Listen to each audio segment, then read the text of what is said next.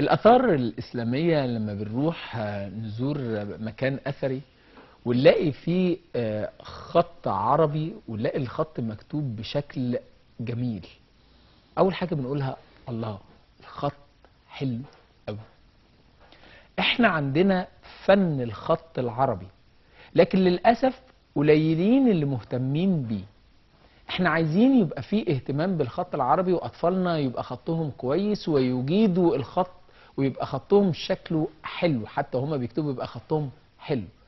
ازاي يبقى نتعلم الخط العربي؟ وهل الخط العربي له انواع وله مدارس مختلفة؟ كل الامور دي هنعرفها مع ضيف البشرف النهارده في الاستوديو، طه عبد الناصر خطاب. اهلا وسهلا بيك يا طه. اهلا بيك. كل سنه وانت طيب. كل سنه وحضرتك طيب، ورمضان كريم. الامه الاسلاميه كلها بخير ان شاء الله. وانت بخير. ربنا يخليك. مبدئيا كده، الخط العربي هل ممكن اي حد يبقى خطاط ولا صعب؟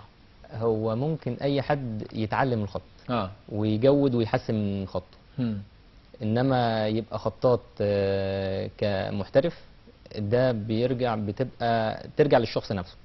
بمعنى موجود موهبه، لو في وجود موهبه بيقدر ان هو ينمي الموهبه دي بالدراسه بتاعته، ان هو يتقدم لمعاهد الخط العربي ويقدر ان هو يدرس الخطوط كلها، او في معاهد خط عربي عندنا هنا في مصر كتير، فممكن ان هو يلتحق بمعهد من المعاهد دي ويتعلم، ويقدر ان هو يتعلم او ياخد الحرفيه اكيد زي ما بيقولوا كده. طيب هل في انواع في الخطوط العربي؟ اكيد طبعا. زي ايه؟ في انواع كتير جدا من الخطوط الاساسيه بتاعتنا اللي احنا المتعارف عليها. الخط الفارسي، الثلث، الديواني، رقعه، نسخ، كوفي. الكوفي طبعا في انواع منه كتير. تمام. فدي الخطوط اللي هي متعارف عليها الاساسيه في معاهد الخط العربي. دي انهي خط فيهم؟ ده خط فارسي. المسمى بتاعه الناس تعليق. خط الناس تعليق. الناس تعليق. هو الناس تعليق جايه من النسخ والتعليق، واخدين المسمى نفسه من النسخ والتعليق. بس هو الخط المسمى الحقيقي بتاعه الناس تعليق. الخط ده مكتوب على المدرسه الايرانيه. في ايران بيكتبوا بالاسلوب ده. كويس. فانا شغال على الاسلوب ده على طول. تمام. طيب وده برضو فارسي. انا تخصصت في النوع ده من الخط. في الكتابه الفارسيه. في الكتابه الفارسيه. طب هو في كتابه ايه تاني؟ في نسخ وثلث وديواني. ايوه يعني لا يعني انت يعني الفارسي ده نوع كتابه؟ لا نوع كتابه او نوع خط. كويس. طب منهج نفسه هو النوع ده من الخط في مدرستين او 3 مدارس كمان.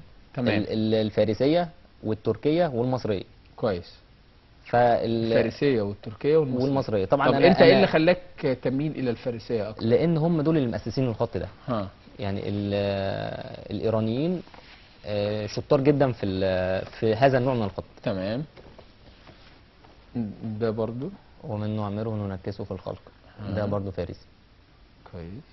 في نوع تاني بقى مشتق من الفارسي اسمه شاكستا. شاكستا ده حاجه كده واخده فري هاند كده شويه، حر شويه طليق. هنشوف مع حضرتك هنا اهو. تمام. كويس. اوكي يا اشرف. طيب ده الفاكستا؟ ده الشاكستا. شاكستا.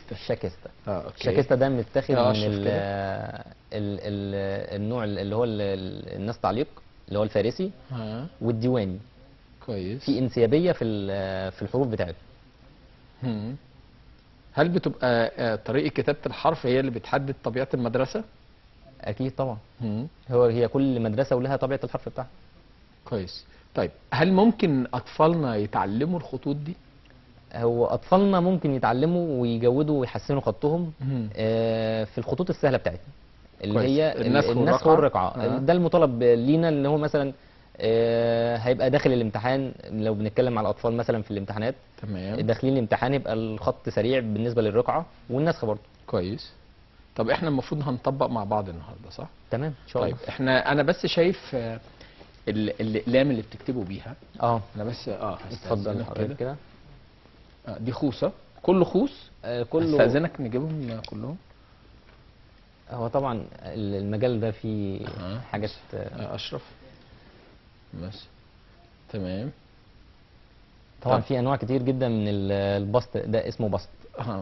بس ده انت اللي بتنفذه على ايدك ولا انت بجيبه من غابات، من اشجار معينه، يعني في هندي، في ايراني، في اندونيسي، في المصري بتاعنا الطبيعي اللي هو الغاب العادي البلدي. كويس. ده ممكن لو متاح في اي مكان، كان موجود في جنينه الأورمان. تمام. ومتاح. كويس. طيب احنا هنبدا كتابه بس عشان نبقى مطبق عملي واحنا بنتكلم كده. تمام مفيش مشكله. ايه اولى الخطوات اللي لازم نعرفها واحنا بنبدا الخط؟ يعني في قواعد كده رئيسيه في الاول لازم طبعا تكون واخد بالك منها، يعني مثلا زاويتك مع الورقه، مسكتك للخوصه نفسها او القلم نفسه، البسط او القلم. فايه القواعد الرئيسيه؟ هو اهم حاجه في الموضوع ده كله جوده دي اسمها ليئه حبر. الحبر عباره عن حرير وحبر. وانا بكتب لو دلقت كده ولا حاجه ما بتقعش، ما يحصلش حاجه. بس في حبر سايب. هو في حبر سايل بس انا حاطط الحرير ده عشان لما احط كده بيطلع لي المقدار بتاع الحرف اللي انا هكتبه. لو حبر سايل وحطيت كده واجي اكتب هلاقي العمليه مش تمام، مش مظبوطه. يعني انت اللي بتعمل التركيبه دي ولا انت بتجيب ده احبار؟ في حبر موجود هنا ممكن اعمله، وفي حبر جاهز. تمام. يعني في حاجات، في تركيبه ممكن اعملها، وفي حاجات جاهزه بيفضل ان انا اجيبها يعني. تمام. الخطاط دايما بيبقى، انا عايزك واحنا وانت بتكتب بنتكلم، يعني الخطاط بيبقى له موسم؟ لا، ده بالنسبه للشغل اللي هو الشغل السوقي. السوقي وليس السوقي. السوقي. الشغل السوقي ده او السوقي زي اليوفط، اليوفط القماش، والشغل يوفط الانتخابات اعياد ده اللي هو الشغل السوقي. فشغلنا اكاديمي كلاسيكي. بمعنى ان احنا لوحات بنعملها الشغل كلاسيكي، اللي هو يعني حاجات زي اللي حضرتك شفتها دي. طبعا الحاجات دي كلها شغل كلاسيكي. احبار وخامات خلينا نبينها برضه بالكاميرا عشان انه يعلم الجهر وما يخفى. احبار وخامات وتذهيب، وشغل بيبقى بياخد مجهود فيه. انما الشغل اللي هو السوقي ده الفرشه وبويا وبتاع وشغال عادي. ده الشغل السوقي. فبيختلف. تمام. فبيختلف الشغل نفسه. تمام.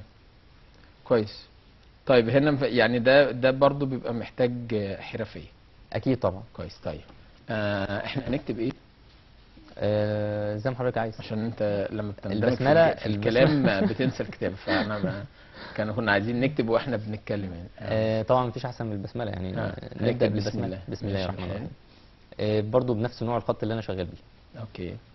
هل نوع الخط بيبقى محتاج نوعيه قلم معين بحجم معين؟ لا، باي حجم انا هقدر ان انا اشتغل باي نوع انا عايزه. كويس. يعني انا الحمد لله انا شغال بشتغل كل الخطوط. بس اللي تخصصت فيه وملت اليه اكتر الفارسي. تمام. اوكي.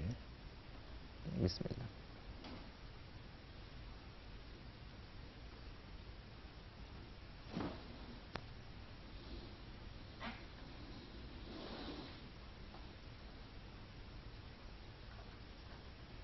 طبعا احنا الورقه دي مش مناسبه. ليه مش مناسبه؟ يعني الحبر مش مخدومه شويه. في المفروض في خدمه كده بتتعمل، ماده معينه بتاعها عشان الحبر يبقى ماسك فيها. كويس، عشان احنا برضو نبين للكاميرا كلها. اوكي.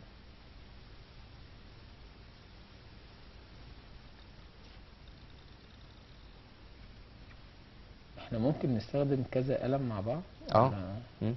كذا حاجه. ما انا هشتغل دلوقتي هستخدم كذا. احنا ممكن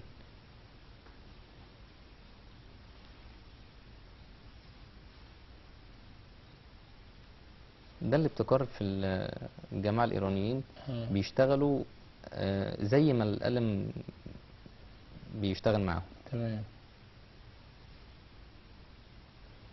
طبعا ما ينفعش لفظ الجلاله نعمله اقل من اي حاجه. بس الخط العربي هل بيعتمد على رؤيه فنيه؟ اكيد طبعا. تمام. والحبر بينشف في قد ايه؟ لا الحبر ممكن، مش كل الاحبار، يعني في احبار بتنشف بسرعه. تيجي لو ايديك جت عليها كده ما تتمسحش. لو حتى انت في ميه او اي حاجه ما تتمسحش. في احبار قابله للازاله خالص. وفي احبار ما بتتشالش. تمام. تمام.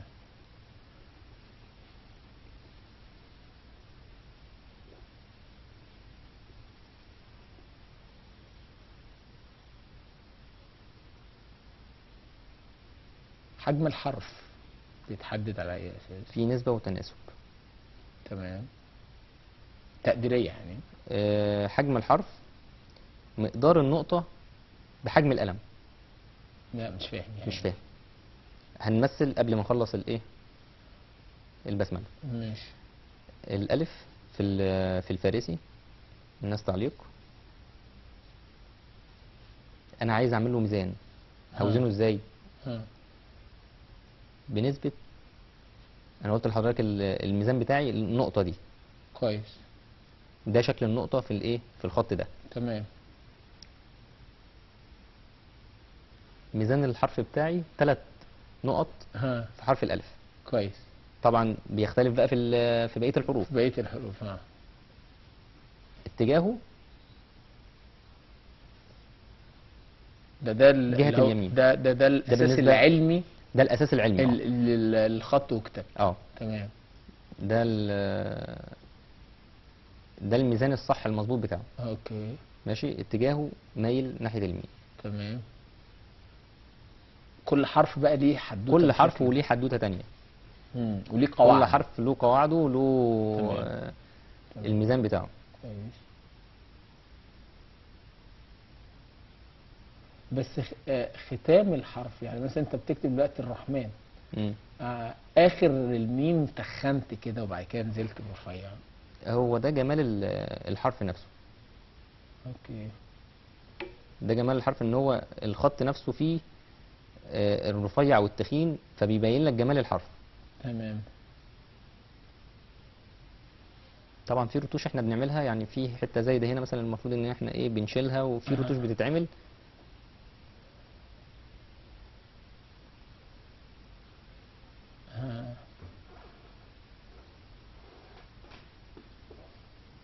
اي حد خطه حلو ممكن يبقى خطاط لو عرف القواعد بتاعه الحرف، القواعد الاكاديميه. بس الخاصه لكل مدرسه. يعني احنا معنى كده ان كل مدرسه ليها قواعد في الحرف بتاعها. لو واحد خطه حلو مثلا في الرقعه ومش معاه قواعد، الخط بتاعه جميل جدا. بس مش معاه قواعد. سهل جدا ان هو يتعلم بسرعه، يعرف القواعد بتاعه الخط ده. اوكي. ويقدر يتعلم بسرعه. تمام. وزي ما قلت لك انا قلت انا عايز اجرب. عينيا حاضر. اوكي. في دورات تدريبيه بتتعمل في، ممكن اقول المكان عادي؟ لا. تمام. ده دعايه. طب تمام. عايز تدفع فلوس تعمل دعايه ماشي. لا ما هو مش ليا. بسم الله الرحمن الرحيم. اوكي. نكتبها باكتر من خط، ممكن ننزل بيه كده. بيسمح انك تعمل اطاله للحرف يعني؟ تمام، مفيش مشكله. اوكي. ده تصريفي انا، تصريف الخطاط او الفنان. تمام. مفيش مشكله. تمام. طيب انا عايز اجرب بعد اذنك. تمام. ممكن هجرب على نفسي ورقه عشان مفيش مشكله. ما بوظلكش ورقه. لا عادي بوظ. لا في كتير. لا. بس ايه، بص دائما دي بتبقى على يمينك. انا على ماشي الحال، بس عشان الورق مفيش. طيب. انا كده مسكتي دي صح ولا كده المسكه غلط؟ لا تمام. صح. تمام. احنا اللي اصل هو ليه مسكه معينه. القطر كله بيبقى ايوه تمام. تمام جدا. ايه رايك؟ بس انا بص بقى، انا لعلمك اول مره انت كده نازل اللي هو الرقعه. ما انا تمام. بص انا على تمام. حسب شباب لا انا اروح انا بقى. لا تروح ايه ده، انا عمال بهيس شويه. انا بحب الخط بس ما جربتش بصراحه بموضوع. انا بشتغل الاقلام اللي هي العاديه الخط تمام دي يعني. واخد بالك، بقعد اكتب هي متعه ان انت تتعلم حرف ويطلع بالشكل اللي انت عايز يطلع بيه، يعني لو طلع الشكل بتاعه جميل انت بتبقى من جواك فرحان.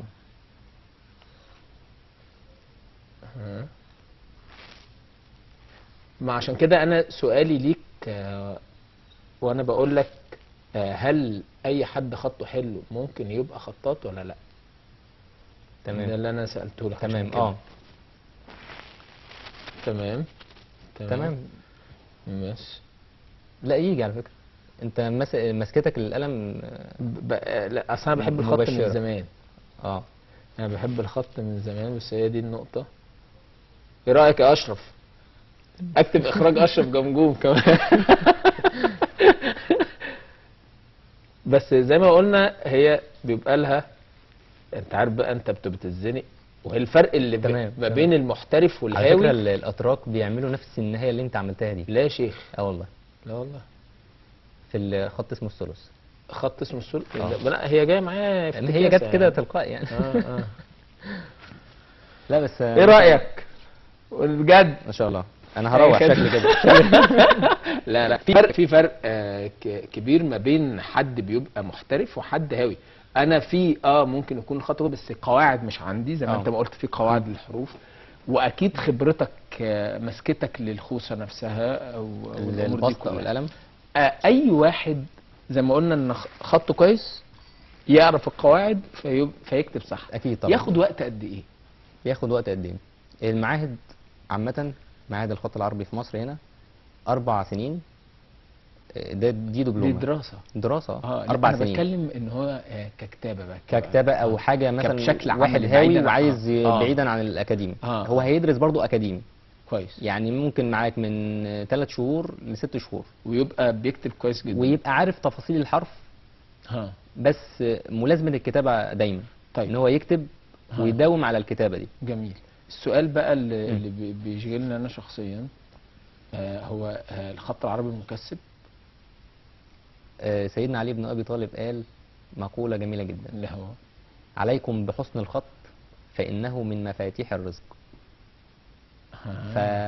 فانت كده حضرتك سالت سؤال في الصميم يعني زي ما بنقول. تمام. فهو فعلا عليكم بحسن الخط فانه من مفاتيح الرزق. حتى لو انت مش هتعمل شغل دعايه والشغل السوقي اللي انا بقول عليه، تمام، انت ممكن تعمل حاجه زي كده لوحه فنيه وهتتعان وهتتباع. يعني مع مرور الزمن دي اسمها اصلي. لوحه اصليه للفنان فلان الفلاني، ولو توفى بيفضل العمل بتاعه بعد ما بيموت قيمه فنيه ليه هو، وبتتباع. كويس. احنا يمكن بنعرض بعض النماذج للحاجات اللي انت بتكتبها، لكن في نفس الوقت انت بتعمل ورش تعليميه للاولاد والشباب ولا لا شغال، ولا بتتعامل مع مرحله سنيه معينه؟ شغال، لا مع كله، في اي مرحله سنيه شغال عادي. كويس. انا برنامج اسمه شباب على الهوا. تمام. بس كبار السن بعتبرهم شباب لان هم شباب القلب. اكيد طبعا. بالمناسبه ففي ناس بعد ما بيطلعوا معاش 60 و70 وبيبقوا قاعدين في البيت وعايزين حابين يبنوا فراغهم وحابين كمان المشكله ان يبقى شغل ويعملوا معارض. هل ممكن ان هم يبقوا خطاطين ولديهم مهاره كتابه الخط العربي؟ مفيش مانع. ممكن؟ طبعا. طيب مفيش حاجه مستحيله مع اي حاجه. انا لو في حاجه معينه مثلا انا عايز اعملها، انا طالما انا مصر على الحاجه دي كويس. ومداوم عليها ان انا هتعلمها، يبقى هتعلمها وهجدها ان شاء الله. تمام. ليك صفحه على الفيسبوك يقدر الشباب يتواصلوا معاك؟ تمام. اسمها طه عبد الناصر بالعربي. طه عبد الناصر بالعربي باللغه العربيه، عشان في ناس بتكتب طه عبد الناصر عربي. باللغه العربيه طه عبد الناصر باللغه العربيه. تمام. طه انت شرفتني ونورتني. ربنا يخليك. لكن في نهايه اللقاء الرساله اللي تحب تقولها لكل الشباب؟ بالنسبه للخط طبعا والله اللي شايف عنده ان خطه يستاهل ان هو ينميه وخطه كويس، يبدا ان هو يكتب كتير ويشتغل كتير ويتابع بقى طبعا الورش العمل اللي احنا بنعملها، ومفيش مانع ان هو يجي، مفيش اي مانع يعني. طه شرفتني ونورتني. ربنا يخليك. وبعتذر لك على خط اللي لا تمام. تمام. كل سنه وانت طيب ربنا يخليك. شبابنا ومشاهدينا في كل مكان، هنطلع فاصل وبعد الفاصل ان شاء الله على تواصل.